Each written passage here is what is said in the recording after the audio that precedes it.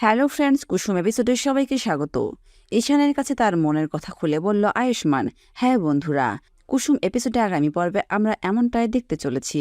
বন্ধুরা, আয়ুষের কি এবার সাহস করে কুসুমকে তার ভালোবাসার কথা বলা উচিত? আয়ুষ এবার তার মনের কথা কুসুমকে জানাবে, নাকি সেটা তার দ্বিধায় থেকে যাবে? কুসুমকে সুস্থ হয়ে উঠে দেখে ভিতরে ভিতরে আনন্দে ভরে ওঠে আয়ুষ, কিন্তু সে নিজেও বুঝতে পারে না যে কেন এতখানি খুশি হচ্ছে সে।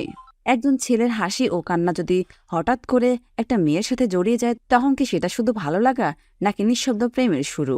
এমন সময় হঠাৎ কুসুমের একটা ছবিতে আয়ুষের চোখ আটকে পড়ে যায়, আর ভাবতে থাকে কবে যেন নিজের অজান্তে কুসুমকে তার মনে জায়গা দিয়েছে সে।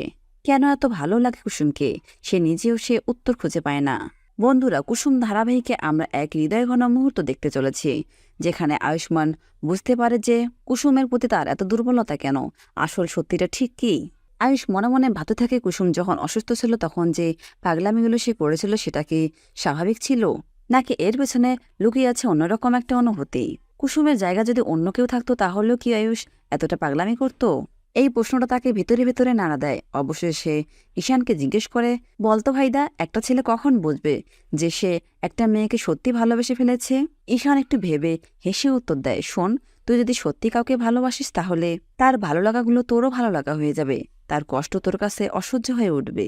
সে ভালো না থাকলে তুইও শান্তি পাবি না, আর ঠিক তখনই তুই বুঝতে পারবি যে হ্যাঁ, তুই তাকে ভালোবাসিস আর তাকে খুশি করার জন্য তুই যে কোনো কিছু করতে পারিস। ঈশানের এই কথাগুলো মনে পড়তে থাকে আয়ুষের। তার মনে পড়তে থাকে কুসুমকে না দেখলে কেন তার দিনটা শূন্য লাগে, কেন সে বারবার কুসুমকে মিস করে। এরপর ঈশান বলল, কি রে ভাইদা, তুই কি সত্যি কাউকে ভালোবেসে ফেলেছিস? তাহলে তোর মনের কথাটা তাকে জানিয়ে দে।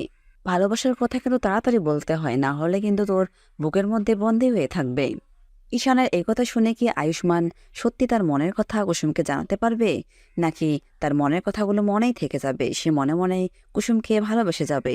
জানতে হলে আমাদের টলি স্ট্রিট টাইম চ্যানেলটির পাশেই থাকুন, আর আপনাদের সুন্দর মতামত আমাদের কমেন্ট বক্সে কমেন্ট করে জানাবেন। ধন্যবাদ সবাইকে।